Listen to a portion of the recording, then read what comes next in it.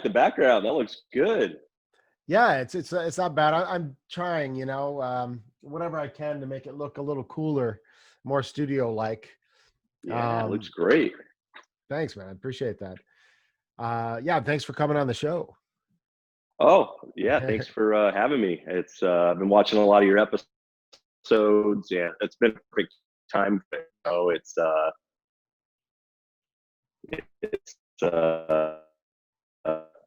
especially for like Facebook's. And that's where I found you at. It was on that. You found me on refracted light. Your connection's a little breaking up there for a second.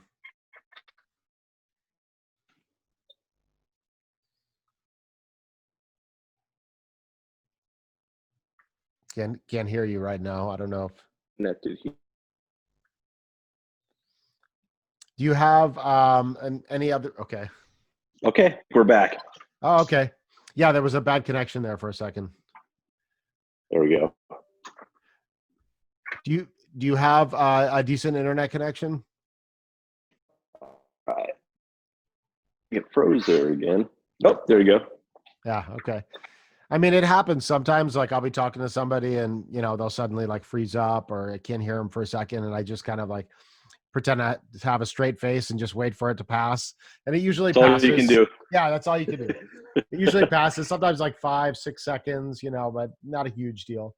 I mean, if it went on for like a minute or two, editing would have to happen, of course, but Sure. So anyway, yeah, thanks, brother Briggs Cunningham. Thanks for coming on the show. And it's the first time meeting you in person. I've watched a few of your shows and really appreciate them also. Deep dives into unknown philosophers, which is excellent. Maybe you could tell us a little bit about your show, actually. That would be an interesting way to start. Yeah. Sure.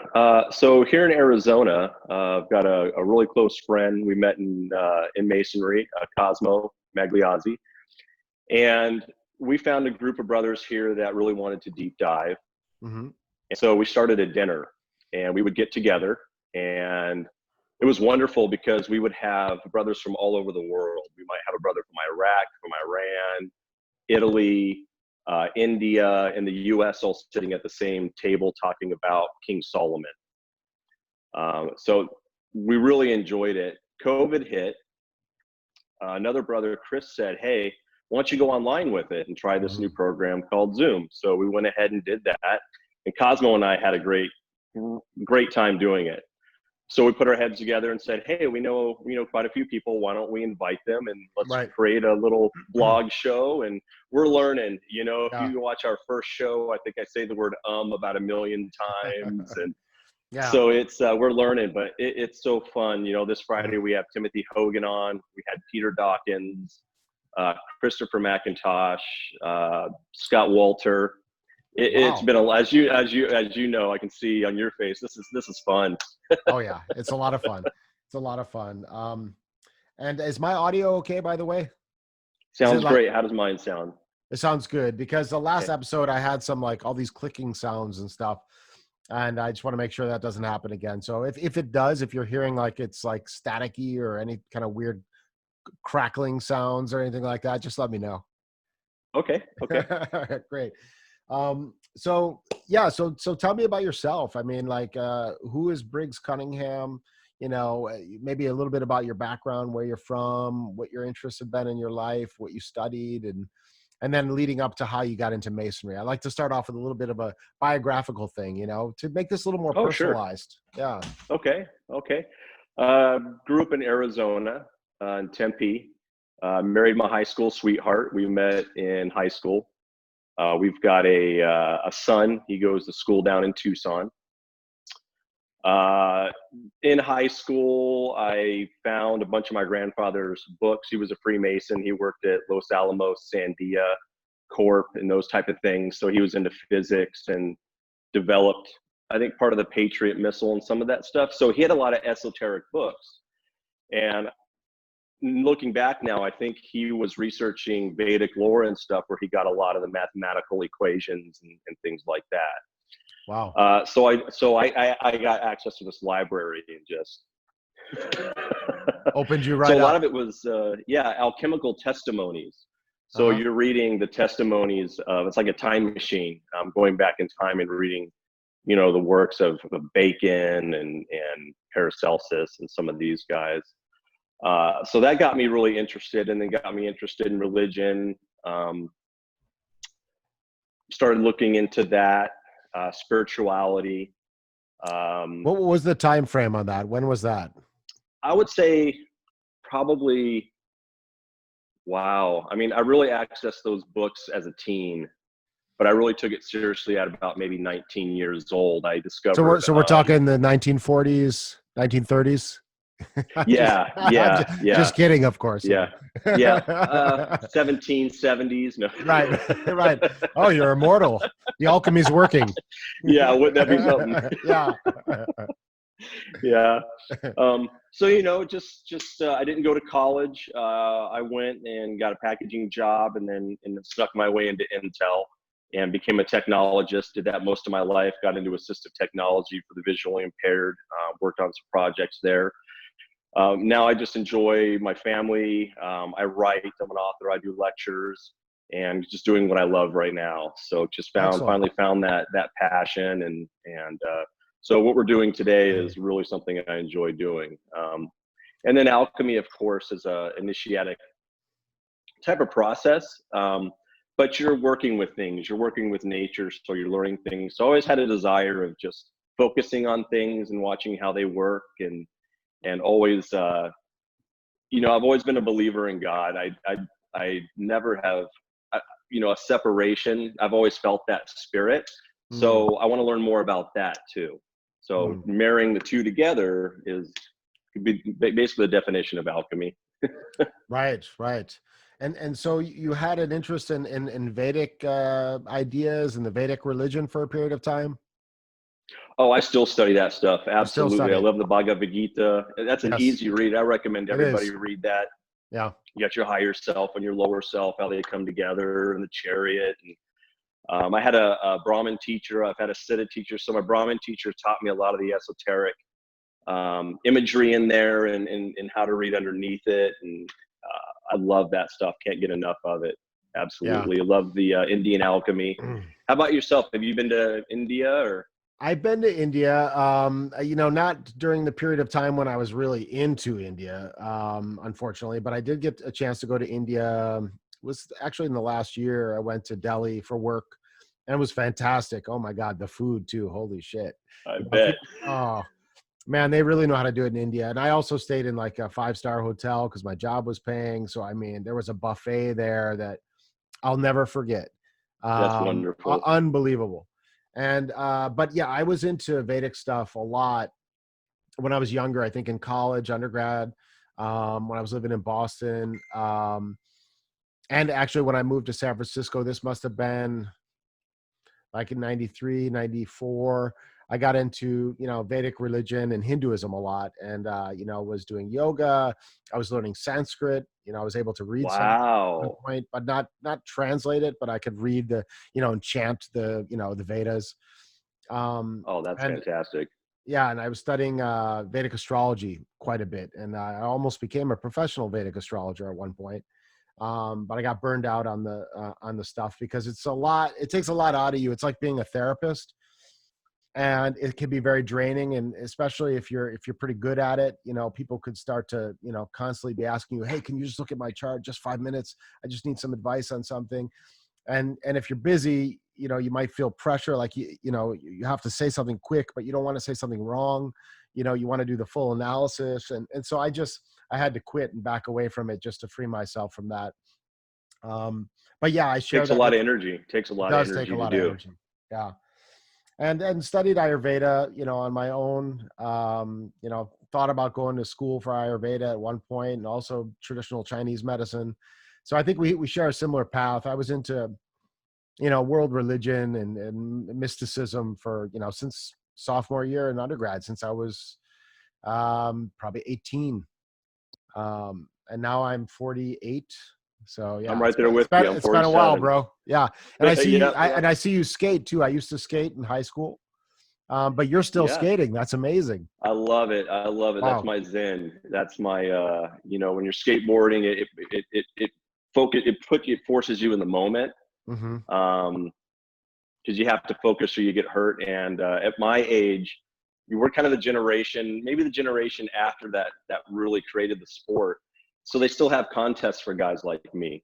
So Wow. it's fun to show up to the bowl, have the crowd like the 80s, and with your friends, and just that vibe that we create as a skate culture is wonderful. It really Yeah. celebrates like the individual, and it's a great group, and we have a wonderful group here in Arizona, and I'm gonna do it until I can't. That's amazing. That's amazing. You can still do it. I mean, I've tried ollieing because my kids skate now, and I didn't get them into it. They just, I guess they're like me in some way. They got naturally interested and they skate just for fun. But I tried ollieing and I could barely still ollie. But I've also gained weight. You know, I'm not as light. You look fairly thin, and that's really good for skating. You don't want to be heavy. Yeah, it Yeah, keeps you. It's good exercise. right. So that leads us to this big discussion on Freemasonry and skateboarding. That's the topic of our Sure, show. No, let's do it. They have a all lot in about flow. common. That's They have a right. lot in common. A That's right. lot. Yeah. And I suppose we could pretty much analyze any aspect of life and find things in common with Freemasonry somehow, right? Absolutely. Yeah. So this is great. So are we the same age? In fact, I mean, Yeah, I'm 47. Yeah, January yeah. 17th. So you're like my little brother, you know, just a There year you apart. go. There you go. Yeah. That's awesome. That's awesome. So, okay. So I want to talk to you on this show about alchemy. Okay. I think we share a mutual interest. I'm not a practicing alchemist, other than, you know, I'm trying to improve myself, which is alchemy. I'm trying to Yes. better myself as a human being and, you know, advance myself spiritually. So I guess I am a practicing alchemist in some sense. Yes.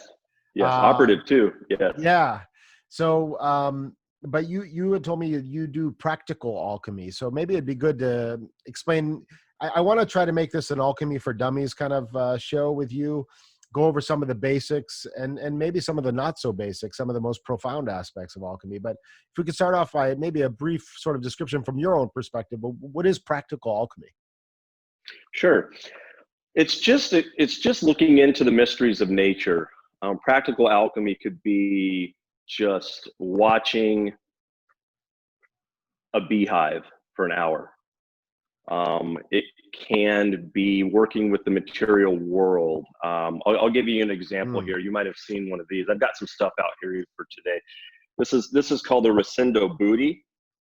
This is Indian alchemy. This is an amalgam of mercury. Maybe put it more towards the middle there, away from the light. Yeah. Well, even not that close. Back up a little bit. Yeah. Wow. What is that?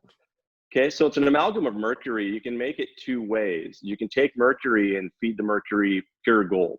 The leaf gold I get from restaurant supply stores. You can get Okay. 99%. And it's very, I mean, it's super thin. It's so thin, it'll just fly off your hand. Oh, yeah. So you can put them together. They'll make an amalgam. There's a process of doing it. So that recipe would be an alchemical text. So Wow. now there's ways of doing it without gold too, using copper, sulfate, and lemon juice and all these other things. Wow. But this one here, so basically it's not going through my pores, it's solidified here. So basically what I'll do is take the leaf mercury or the leaf gold and I'll apply it to the top. You can see it there. Yeah. And the mercury will digest it. It'll slowly digest it. So what I'm doing is I'm using this for meditative purposes to still my mind, because that's kind of the key of all these things, right? Any of our faith, those paths, mystery schools, is to still the mind. Right. So mercury, when it's in its liquid form, like this, is like the mind. It reflects everything around you. Okay. Mm-hmm. And it's hard to, when you touch it, it breaks apart. So it's kind of like our thoughts. That's why mercury is connected with spirit. These are our thoughts. Right. So It's like a mirror. It's like a mirror too, right? Because it reflects. Yeah. So you're pulling the like the mind symbology reflects. out of it. So you're creating that symbology right now. Yeah. Right, from a spiritual kind of perspective as well. So now I've convinced myself my brain has been stilled because I stilled the mercury. So now I have something to reflect off of. Now I want to feed my mind wisdom because that's what's going to still it. You know, it could be scripture, it could be Vedic lore, it could be, you know, any of these, any type of wisdom. So that's just like applying gold to mercury. So you're doing it, they would say gently, justly. And so I'll just sit here and I'll just sit here and rub it in, it'll rub in. So that's just a simple tool. They would wear it around their necklaces and the Himalayas. They would take this and dip it in water. This branches off to a whole nother subject, but I just wanted to give you a physical kind of representation. And this is going back to Indian alchemy way before European and Middle Eastern alchemy. So how did the mercury become so solid like that? I mean, it's like solid in that condition. Is it a mix? Yeah. So basically, I'll be doing a presentation on Wednesday for refracted light, and I've got a bunch of videos of the actual work. So what you can do is you can take liquid mercury, and then you can take your leaf gold. And what's going to happen is when you get them close, you know, this is a representation of the chemical wedding. Oh, wow. When they get close, almost like a magnet, you know, it's the story of love. It's like the spirit in the waters in Genesis. They just connect to each other. It's really cool to watch. And that leaf gold, like a flower, just dissolving into that mercury. Wow. And just watch. So that mercury will get more solid and more solid. Then you have to take it and put it like in a cloth and squeeze out the excess. And then you just keep feeding it. Now, not everybody had gold. It was hard so the yogis and the siddhas and probably the agori had come up with other ingredients to solidify that mercury, like copper sulfate, lemon juice, and aluminum and stuff like that. And you can Google and you can watch videos now of these guys making it on the streets in India. It's pretty amazing. Isn't it true that the sort of liquid mercury is poisonous if it touches your skin? I mean, what do you have to say about that? Is that true? Yeah, where the real poison is in the oxides. Mercury can create a white oxide, which is instant poisonous. I mean, it'll take you out like that. Wow. It also creates a kind of a crystal red oxide, which is the secret medicine of the siddhas. The red powder, you've heard of red powder. Now, there's been many red powders throughout the history of alchemy. That being one of them. I've taken it. It saved my life about 3 years ago. Now, mercury itself, what happens is if it can get in your pores and get in your bloodstream and get in your stomach, it's not that that is poisonous per se. It's the weight is like 14 times the weight of water. So it's going to bear holes in your stomach, and then you're going to die of probably those holes in your stomach. Isaac Newton was working on the Cinnabar path, and they found mercury in his hair. So he's under this brick, you know, building, and he's down there and he's smelling the oxides and probably tasting them, and he's just trying to recreate that Vedic science is what they were doing. Fascinating. So the whole idea of the wedding here between mercury and gold kind of fascinated me. And so why are they so attracted to each other? Why does mercury and gold want to unite?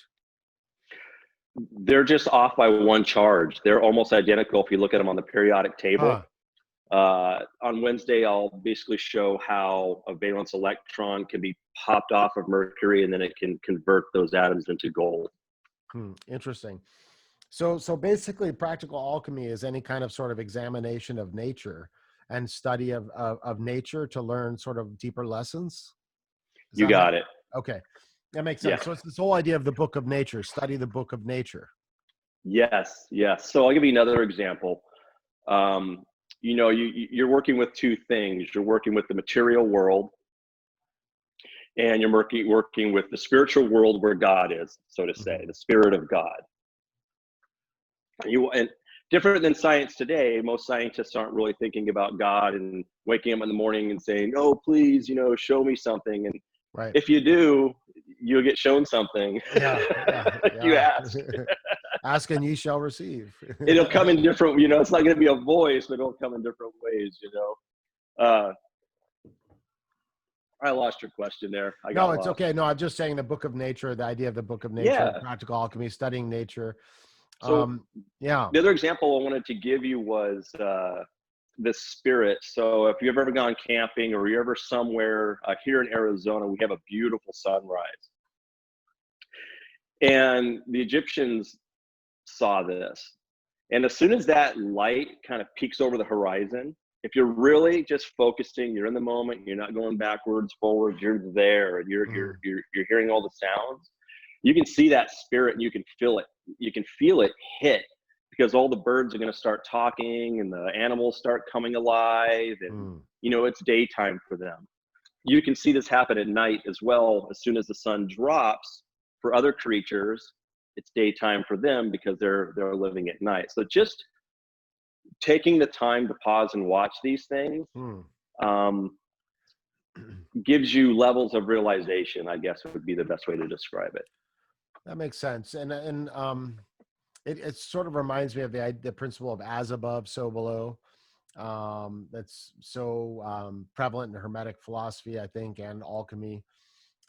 This idea that there are rules or laws of the universe that are reflected throughout reality at multiple levels, and so it makes complete sense that you could study material interactions of matter or metals, and from that come to understand even how our own minds can be transformed in a similar way, and go through similar processes.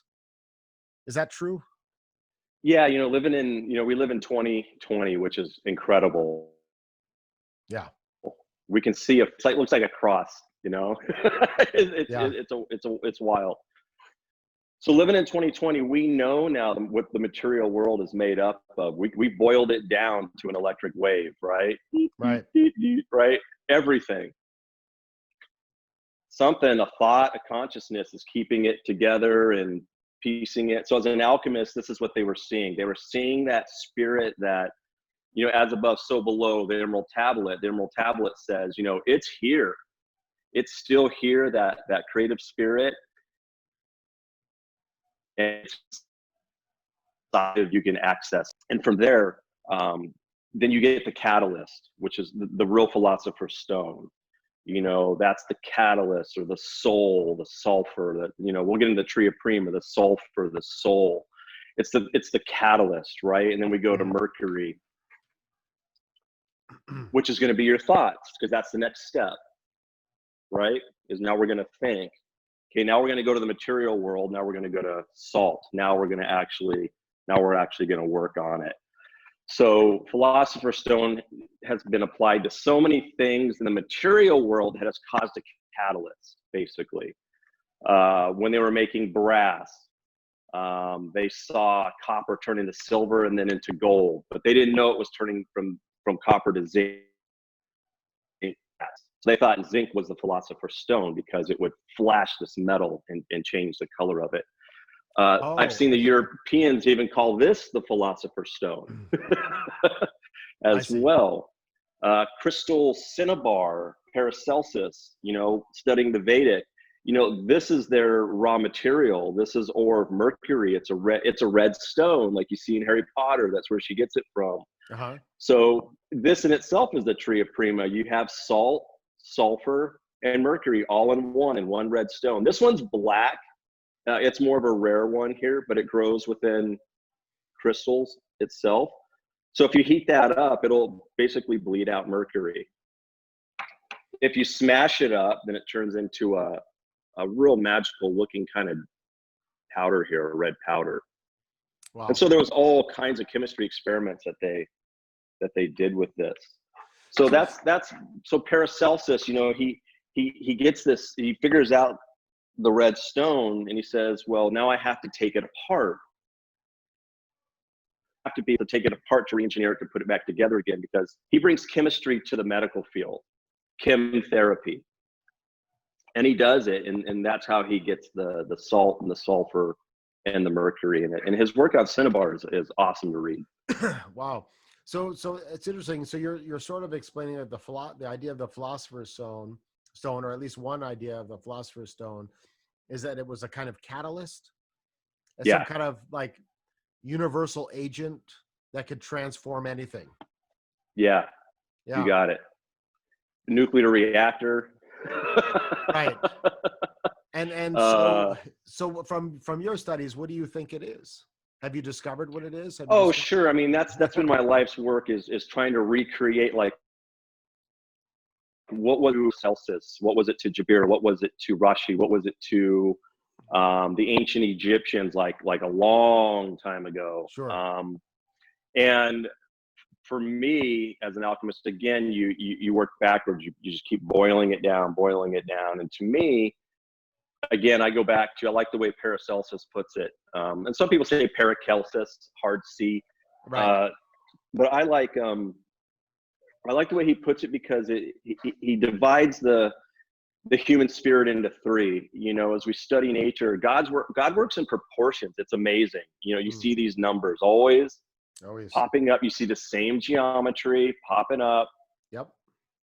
and you know, as an alchemist, you know, that you look for as an alchemist. And so he has to create a trinity. So he uses that stone and he breaks it, and then he applies the spiritual part.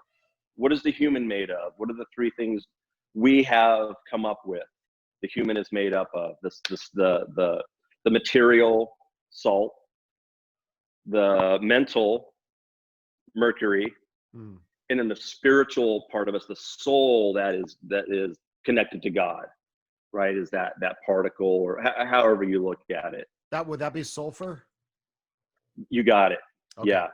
So the soul, going back to even adding, you know, the works of Magi, just that process of being aware of the philosopher's stone being the catalyst, the soul. You know, you read a scripture this morning and it hit your soul, right? Right. And boom. Oh, wow. You know, today looks a little, everything is now transformed because of maybe one sentence, or Mm. maybe something that you heard, or maybe even somebody smiled at you that hits you in that spot. You know, the maybe the heart chakra might be what that is. And so that's a catalyst, you know, and then it moves down to your spirit or your mind, or, you know, this thing that's talking, Mm-hmm. right? And then the next is your manifestation, Right. How it is, affects you your know, you activate the behavior. material world. Right. And we know now, you know, the brain is a machine that changes waveforms. So now we know this other science they were talking about, this mind science, and they were using chemistry. Some were using DMT and things. We know that science exists on that side now as well. That it's Mm. clear. Interesting. So that's the tria prima, is it salt, mercury, and sulfur, right? Yes. Okay. So how would you define the tria prima? Like, what is this? Why these three things? What's going on? And I understand you told me the correlation: salt's sort of the body, mercury is the Yeah. mind, and the sulfur is, I think, the soul. Yeah. Or Paracelsus. So from a medical perspective, we'll talk about the spiritual, and then the material, and then we'll kind of marry them. okay. And we'll use Paracelsus as a subject. So this guy, incredible human being, he traveled with a lot of the armies and was a surgeon. So he really knew medical. I mean, he knew Yeah. his stuff. So when he got access to the crystal cinnabar, it's always about, like, what is, you know, what is base matter. Today we would say it's not the molecule. We know it's an atom. It's not an atom. It's these three things, right? It's a neutron, molecule, and a neutron. And then it's these three things again: a quark, a hadron, massless gluons, and we can go down. He couldn't do that. I think they could see it. Huh. So he had to break it down to first matter. For him, first matter was taking that stone and taking those materials, mercury, sulfur, and salt, which all three symbols have had coda added to for thousands of years.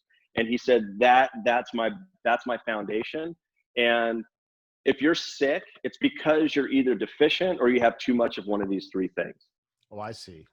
And that's where Right. chemistry in the medical field goes like this. At least in Europe, you know, in Vedic lore, I mean, they were using minerals and metals in the Egyptians since the very beginning of time. I mean, probably when at burial, preserving the body is a very intense alchemical Yeah. operation. They were incredibly talented at preserving the body. I mean, it's incredible. I mean, honestly, I wish I could be mummified when I die. And I looked it up on the internet, and it is very expensive. If you want, there are companies that can do traditional They'll do mummification. the gold dust. Well, I don't know about that. I don't know all the Woo. details, but they have companies that do it traditionally, like in ancient Egypt. And I don't remember, but it was like, I don't know, $50,000 or some extraordinary cost. But I mean, it's amazing because you could be preserved for thousands of years. You look like yourself, kind of. It's remarkable. So this is incredible. So alchemy again, so you have this preserved process, this ancient process. So alchemists are inventors. You know, if you go back and look at the men who left the testimonies, they all have been inventors, all the way up to Tesla, who as a child studied in Prague. He got access to all those texts, Right. and they were on his mind. So today, down the street here in Chandler, I've got this really cool looking modern building. I think Lou Gehrig's head is in there. I think it's frozen. Oh, So wow. Oh. I could be wrong about the name, but that shows you the progression of that idea still alive and well. And Right. now it's not that the spirit's going to come back in. It's they hope to attach that head to a body someday, and they full on believe it. And somewhere along the line, that caused us humans to want to save that body. It's interesting. Right. And so is there a connection to the concept of immortality and alchemy? Sure. Okay. How do you see that connection? Sure. So the alchemists are looking for three things, and it's the three things human nature is looking for. It's in the Kabbalah, it's everywhere. So the first one is money, right, or gold. Yeah. For many reasons. Okay, it's not to bling out. Why? It's to use for a medicine, and many other things. And it's freedom. You know, it does provide you. Might not provide you happiness, but it does provide you, freedom. Yeah. We're all So looking the for second gold every day. thing, If you have a job, you're looking for gold. Absolutely. And you're producing You have it more, and you're actually producing more gold today than any of those alchemists did on their best day. Wow. If you were to turn it in for actual gold. That's true, huh? That's right. Yeah. Isn't that interesting? Wow. That is interesting. Right. So the second one being health. I want to be healthy.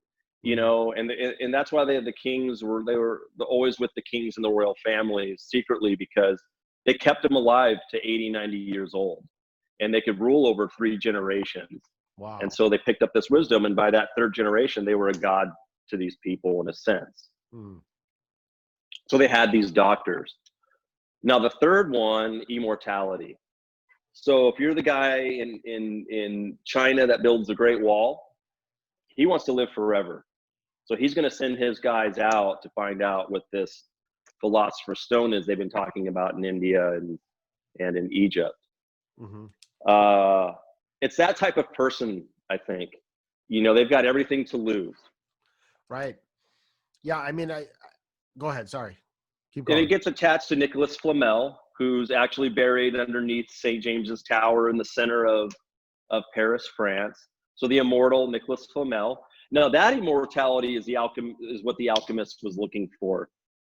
Nicholas Flamel is immortal to us because of the effect he had on the planet. He was a very generous man. He built houses for the poor. His wife had 3 husbands. She came with a fortune. They built a church. They built the tower, and they spent their life when the money came, when they received, right? When they received, right? They used it. They manifested love, and by manifesting that, they gave houses to the poor. The oldest house in Paris, France, is one of those houses. You can visit it today. Right. And so just to It's a clarify, restaurant. So just to clarify for those listening that don't know who Nicholas Flamel was, if I'm incorrect, let me know, but I believe he was a famous alchemist who was actually, some people thought he was really able to make gold, and he became rich from the gold. Is that the guy? that's the guy. Okay. Yeah. His impact really on the planet is that if you're somebody that pushes that love out, which is God at the end of the day, you're going to be remembered. The best way to be remembered is in children's stories. And his name shows up all over the place. We're talking about him on Zoom right now in 2020, and he's from like the 13 and 1400s. So that's the immortality they were looking for. When we talk about Dr. D and we talk about Kelly, they're like, yeah. And hopefully it's good, and so now we're sharing the goodness of Nicholas Flamel and his wife Pernelli. Right. And so, I remember hearing some stories at one point. I know in India, in Vedic tradition, Mercury is very important for longevity, and they have a lot of formulas that are based on Mercury that's been burned and the ashes have been processed and blah, blah, blah, and that it's really good for increasing sexual virility and vitality, which of course is what they call ojas. And from ojas, you can live a longer life. So I also heard stories of some mercury formulas that you can make with milk and mercury, and that there are some sadhus or yogis who, when they became a certain age, like, they're kind of getting old now, 70, 60 years old, and they want to rejuvenate and become young again, they would go into retreat into a cave, and they would drink this formula of milk and mercury, and basically go into like a hibernation for like a month, where they'd go, into some meditative state from drinking this formula. I don't know if a combination of drinking it and going into meditation or what, or if the formula induced it. And they would literally turn into like a caterpillar to butterfly type experience physically, where they would actually shed their skin like a snake, and their nails would fall out and new nails would come in, and their teeth and things like that. And they'd come out of the cave like 30, 40 years younger after a month or two or whatever it was. Have you heard about that? Yeah, there's a lot of this stuff is esoteric, right? And occult. Sure. So what you explained is a lot of stories combining. If you do it wrong, those oxides, your teeth are going to fall out, your hair is going to fall out, and not come back. You're not poisoned, come back, man. So the fallout thing is the easy part. The fallout is the easy part. Getting it back, now that's going to take some talent. That's the magic. That's the magic. Yeah. But Mercury is a rejuvenating medicine. It's been around since the beginning of time, and it's really only in America we're kind of scared of it with the mercury poisoning of the thermometers. Right. I think Lincoln used to take mercury pills for headaches. Okay. And when you look at his face, man, it wasn't just mental. His face is just all pushed in. I think that's mercury poisoning, when you look at that. Wow. But it has to be done right. People ask me, I had stomach cancer about 3 years ago, and I wasn't going to go the normal route because I didn't want to be turned into a product. My wife just lost her best friend 2 months ago because she went the natural route. So I went the sitter route and did the red oxide of mercury. So I can tell you from a personal experience, I was down to about 135 pounds. I was done. And I took a little swab. I created it with some heat, and the colors will separate. That's why colors are so important in alchemical processes. We talked about nigredo, rubedo, centrinitas. You have to know those colors. You're going through the right stages. And so you take that red oxide, and it's magic. It will go in your body. It will clear bacteria. My stomach is still damaged, but I am perfectly fine, as you can see. Wow. Now, 6 months later, I was in a skateboard contest. Now, the maddening part, you do go mad I think I went mad for about 3 days. I locked myself up in the house. From the red oxide? Yeah, my wife and son could tell you all about it. I mean, and I was... So it had a psychological effect. Big time. And they might have been looking for that. We do that in ritual. The Templars would put a guy down in a in the ground and seal it up for 3 days and give them bread and water. And they either pulled out a madman or a realized man. Wow, You wow. know, the big That's box scary. in the big pyramid, you know, Right. that the king's tomb. That was for ritual. They put you in that thing and they covered it, and you were in there. Oh, You and your man. brain. And you Wow. had to marry them. Either they were going to war against each other, right? The spirit Right. and the matter, or they're Right. going to fall in love and marry. Yeah. And Wow. that's the ultimate. That's the ultimate. That's what I think we're all trying to achieve. So this, what you said, it's a red oxide that you took, red oxide. Yeah. So is that what they call the red lion in alchemy? Many things have been called the red lion.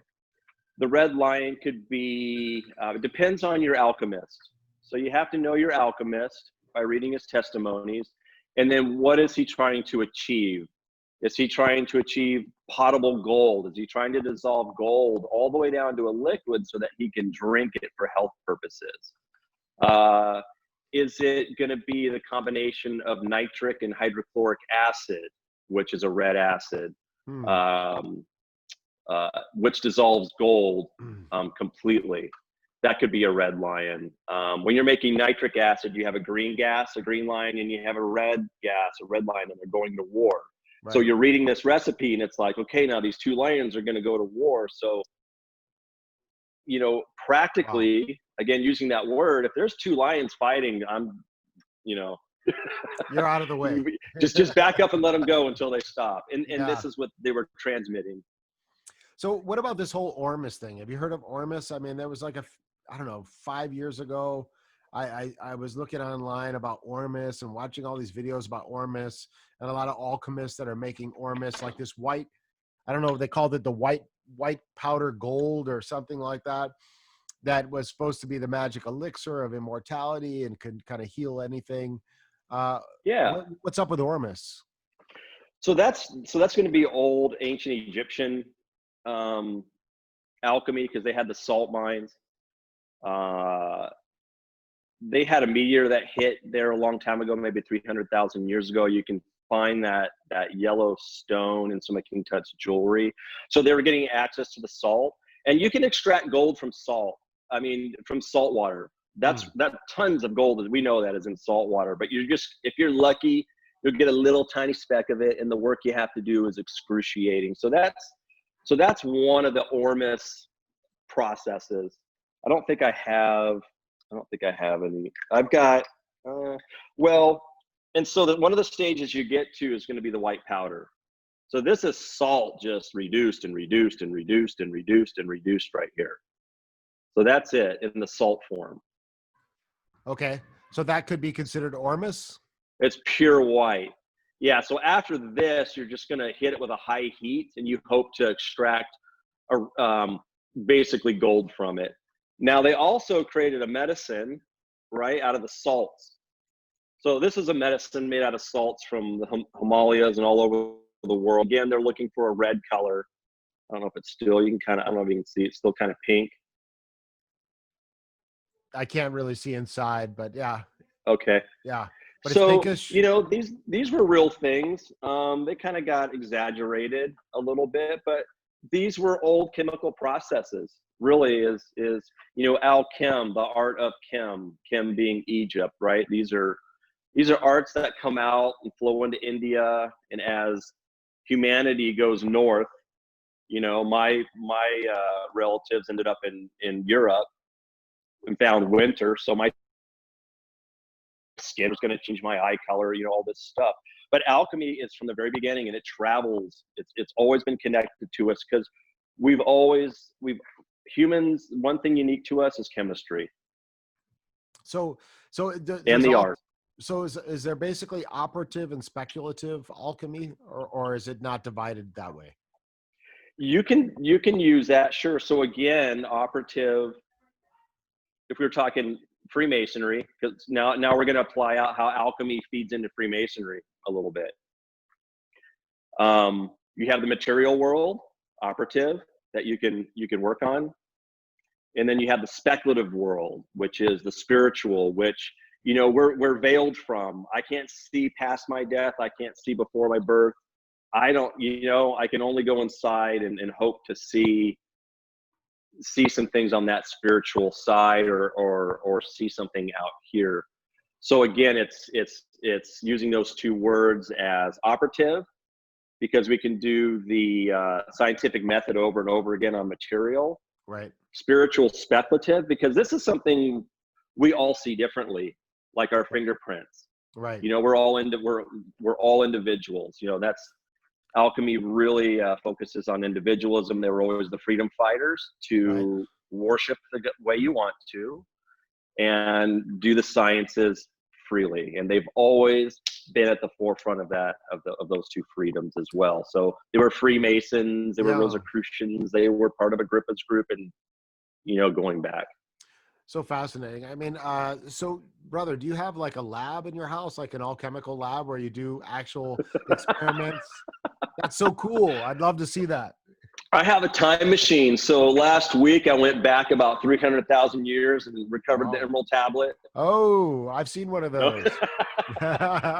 No, I used to. I've really, throughout the years, as you learn stuff, you just kind of get rid of the books and you get rid of the stuff. And now I just have a little cabinet with the stuff I like to show people, like we're doing today. I kind of keep them as relics. As far as alchemy goes now, I'm at the stage of just, I don't really do much of this. Meditation. Okay. Getting to that nothing space that Francis Bacon talked about, where the mind is shut off and you can just. Oh, great. So did you used to do stuff in the lab and have like actual equipment and boiling things, or did you never do that? I've never worked in a chemical lab, like a professional one. I've always had my own material, and I just purchased it as I needed it, depending on which alchemical process I wanted to try to recreate. Okay, but you don't need much. You right. really don't need much at all. Interesting, because I know, isn't it Brother Timothy Hogan? Doesn't he do a lot of operative alchemy? Doesn't he have like a lab and I don't know, all the glass vials and stuff that you would use as an alchemist? Yeah, there's quite a few of them. Steve Kalick, if you go to Vimeo, he has got beautiful videos of some of these reworks. He even has a Flamel. So Brother Timothy will be on Unknown Philosophers this Friday. I'm excited about that. So join us and ask him some questions. And I love that brother. I'm on the phone with him probably once a month, and we geek out for about 20 minutes and exhaust each other, and then go our separate ways for another month. He's very knowledgeable. And so, I love him. Yeah. And specifically, one of the things that fascinates me about alchemy, now I guess we could try to tie it more to Freemasonry and the self-improvement process, is one of these old alchemical maxims, solve a coagula. Dissolve and coagulate, dissolve and then bring together, or come apart and then come back together. And that's a very simple way of sort of defining sort of death and sort of the reintegration and rebirth process that you have to go through to be born again spiritually, that you have to dissolve in some sense the ego or that limited sense of who you are. By really coming up against the boundaries of your personality and realizing that, I don't like being Jeremy. I don't like being stuck in this box where, Jeremy always reacts this way and you push this button and he reacts that way. And where's the flexibility? Where's the freedom being stuck in this ego with all its insecurities? And so what usually happens, I think, after that is a kind of depression. When you start to realize you've got a lot of problems, you've got a lot of faults, you don't know how to, you're going through that struggle to fix yourself. It's not a fast process. And some call that nigredo, right? Sort of the dark period, And then when you get through that, then somehow there's a reintegration where you come back together as a more spiritualized or, a more perfect version of your whoever you're supposed to be in this world. So I think that's fascinating, all these processes. But what confuses me is, I've heard about the nigredo, the rubedo, and albedo. I think those, one is black, one is red, one is white. That's where you get those three colors. Yes. And then I've heard about a whole slew of other alchemical processes like calcination, coagulation, there's like 7 Peacock's tail. yeah. And I'm trying to figure out like, I'm trying to figure out if this rubedo, albedo, nigredo is like the larger categories of processes, and they can be broken out into all of these chain of other processes, more detailed processes. Can you maybe dig into that a little bit? Sure, absolutely. So we're all working on our consciousness at the end of the day. And what you explain the process. The first one is being aware of it. A lot of people will live their whole life never even being able to, and again, I'm going to use these words, but as you know, words are hard to define these things, these inner experiences. The Zohar is beautiful at it. Oh yeah, God. So when you go inside, you're able to again solidify the thoughts so you can see them.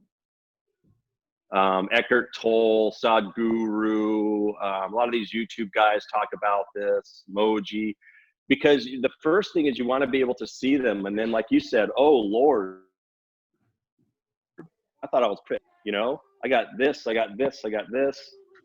Because you're now the watcher, you're the true self, and you're watching these things. So as an alchemist, now you need to transmute them. You need to change them. When I walked into the Blue Lodge for the first time, my mind, because I had already written a book on alchemy, I've already done a great work and had deposited it. Library in Amsterdam. So I show up to the Blue Room, my mind just goes, oh, I'm home. Like I just wanted to sit in the middle of that Blue Lodge and just digest the symbols that had been left through time. Okay, so we look at the ashlar. That's a philosopher's stone. That could be the catalyst for someone to go, wow, I need to be aware of my thoughts. I actually can do this. I don't know if animals can do it, but I can do this. So when I'm now aware of my thoughts, what do my thoughts look like? Oh my God, look at that stone. It has got dents in it. It's got chips in it. You can't put that in a building. You can't build with that stone. There's just no way. Wait a minute. Yeah, there is. We can shape it. We can smooth it out. We can start with the help of God and with the help of our brothers, right? Because you can't see your own ego. You need God to reflect it. You need your brothers to show you. And hopefully you get some close enough that go, hey, and then so we can work on those things. So again, that rough ashlar would be, again, going back, starting with gross mercury, right? And then ending up with a solidified gold amalgam that now can be used for many, many purposes. Where one was poisonous, this one is medicinal. Wow. That's incredible. Okay. So, what? Whoops. Can't hear you. Can you hear me okay? I can hear you. Can you hear me? I lost volume on you there. Can you hear me now? You must have popped out the volume. Let me check my volume here. Testing. I'm going to switch headphones real quick here. Sorry about that. Might be these headphones. Can you hear me now? All right. Yes, that's what it was. All right. I was ready, Jeremy. Back in action. So this is fascinating. So what about the Rosicrucians? I don't want to go down that rabbit hole too far because I know that's could be a whole nother show there. But I mean, how do you see their connection to alchemy, or Sure. Is there a connection? Absolutely. So again, these were scientists. These were natural scientists. All these men, anywhere from Francis Bacon to John Dee. I mean, some of the more popular names. And again, they were learning from doing these processes, and we have access to these labs that they were in now today. Again, I'll be showing a lot of this Wednesday night on Refracted Light. We're going to go into, I'm going to show you guys where you can visit all these places. So what we learned from Peter Dawkins, I don't want to give too much away because I'd rather people go back and watch that interview we had with him. Have you watched that one with Peter Dawkins? I have not. Is it oh, posted? Brother. Oh, yeah. Okay. Yeah, it is. Oh, wait, I think Peter I've watched it. Dawkins. I think I've watched it Mhm. Yes, no, of course. That was the best. Oh, I love that guy. Yes, Peter Dawkins. He's the British Rosicrucian guy. Yeah, our Oh, last one. yeah, Yeah, he's very knowledgeable. Oh my God. I mean, the he's whole enlightened. He's Cairo thing. legit. Yeah, Yeah, he's legit. Yeah, yeah, the Cairo the thing. Cairo. So, we're gonna show that image on Wednesday and discuss it a little bit. So I would refer people there. Now again, these were all scientists, so they were all doing science. And Francis Bacon, he's digesting this as a kid at 15 years old, and he's watching Dee and Kelly perform these things, and they're putting on a performance. And Edward Kelly is telling these old Irish stories.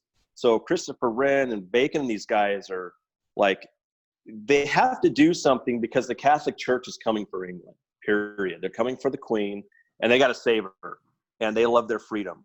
They want their freedom. So they put together a plan.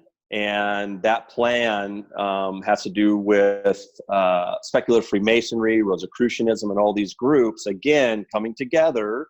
These were the smartest men of their time, wanting freedom, and then it pouring over into the new land, the new world, which they were aware of and already trading with the natives here. So the science, the alchemy, at that time it was alchemy, it was always there. And they were trying to turn mercury to gold and find these medicines. And it's why we have the medicines, and it's why we have all these different things we can do today. It's why we have Raytheon. It's why we have Sandia Corp. It's why we have Los Alamos. It's, that's alchemy today. That's the Hadron Collider. Yeah, I don't remember who it was, but I was listening to somebody talk about alchemy a while back, and they were talking about how the modern day chemists came from the alchemists, but they were like the operative alchemists who forgot about the spiritual side. So they were the gold. That's it. They were the ones looking just to make gold and get rich, and those guys became the chemists, and they didn't have any sense of the spiritual dimension of alchemy. And the spirituality died with chemistry too, because it turned into a pill. Exactly. Which helps people, there's definitely some stuff there, but we lost it, that we didn't, but some people have. That's right. Yeah. I mean, the whole idea that you can reduce, the healing properties of a plant to this one singular active element or the most active ingredient. I saw some interesting research that was criticizing that approach, talking about, how you're missing all these, what they called sister elements that come with that plant that support that active ingredient. So it's not so harsh on the body, and they provide a sort of balance. They come, as a sort of a holistic, system that comes in and interacts in a more complex way with your body, in a more balanced way with the body, when you include all those sister elements and not just the singular active ingredient. Yeah, we made our bodies. You made your body, I made my body. And what I mean by that is, we got our eyes and we got our ears from our grandfathers and the color of our hair. But what I mean by that is what you have digested, what you have eaten has actually really made this physical form, right? Because that transmutation is happening in the stomach. If you eat hamburgers all day, your body's going to form a different way. If you exercise and you eat fruit and vegetables, again, this is just practical thinking, right? Saint Germain lived a long time because he just ate chicken and oatmeal. He stayed away from things like bacteria. Wow. Chicken and oatmeal. Wow. What a diet, man. That could be a new fad diet, the Saint Germain diet. There you go. Chicken and oatmeal. Yep. Whoops, I lost you there for a second. No worries. Chicken and oatmeal. So, and I lost you there again. I'm sorry. No, I was just joking about the Saint Germain diet, chicken and oatmeal. I mean, why those two things? Do you have any idea why he got into chicken and oatmeal? I can only guess. Combo. They had access to some Egyptian practical texts, and this has been, and these are stories from people of his time talking about him. They would notice he would probably eat once a day, and digestion is a big thing. And then that's what you breathe, you're breathing in minerals and metals, and what are we made of at the end of the day? We've got some salt, we've got some sulfur, there is some mercury in there too. Yes, indeed. So, okay, well, brother, I think this is a good introduction to alchemy. I mean, for me, and I think for a lot of listeners, and I think it's sort of whet our appetite for Wednesday, where you're going to show Great. a little more detail. So it's going to be Wednesday. Let's see, what's the date here? Do you remember the date? I can look at my calendar. Yeah, it should be this 10th. Wednesday. You got it. And that's going to 10th. be, I believe, 6 p.m. Arizona time. Arizona's got its own time, which is kind of weird. So I think it's going to be 2 hours ahead your time, possibly. So like 8 or 9 p.m. on Wednesday on Refracted Light. Yeah, Awesome, and then Friday we'll have Brother Timothy Hogan on. That's going to be a lot of fun. A lot of fun. Well, thanks for having me on your show, man. It's been a pleasure, great. Man. Yeah, and it's good to get to know you, and I hope you can come back on. I need to learn a little bit more about alchemy, and then we're going to dig in a little more detailed next time around. Anytime. Love to. All right, brother. Thank you so much. All right, thank you. Day. All right, cheers. You too. I'll talk to you soon. Bye-bye. Bye.